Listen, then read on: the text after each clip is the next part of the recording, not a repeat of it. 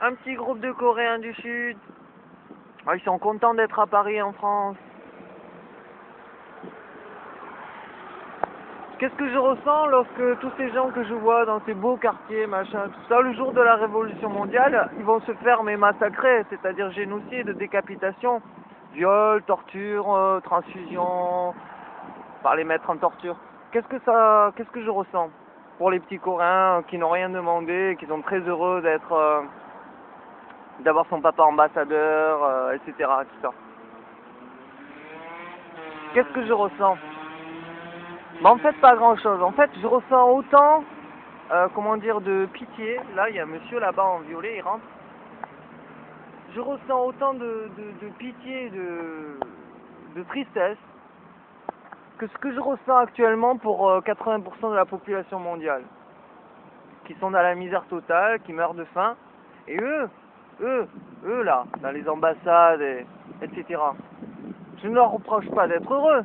Je leur reproche simplement d'être heureux sur le dos des autres, sur le dos des 80% de la population mondiale. Donc là, depuis 5 minutes, ça fait quand même 6 voitures de flics qui passent.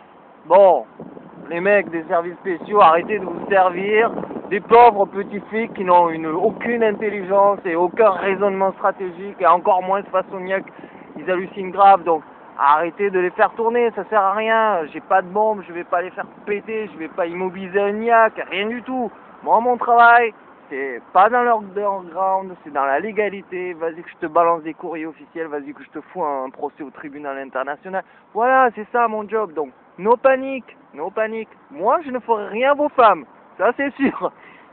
J'interdis à mes disciples de pas faire des choses à vos femmes. Mais je sais, vous savez, qu'ils sont tous désobéissants, on est tous caractérisés par la désobéissance. Donc on se comprend, hein, on se comprend, toi, moi, machin, tout ça, je sais que eux, là-bas, ils savent déjà que je tourne dans le coin, ils m'ont vu dans la caméra. Donc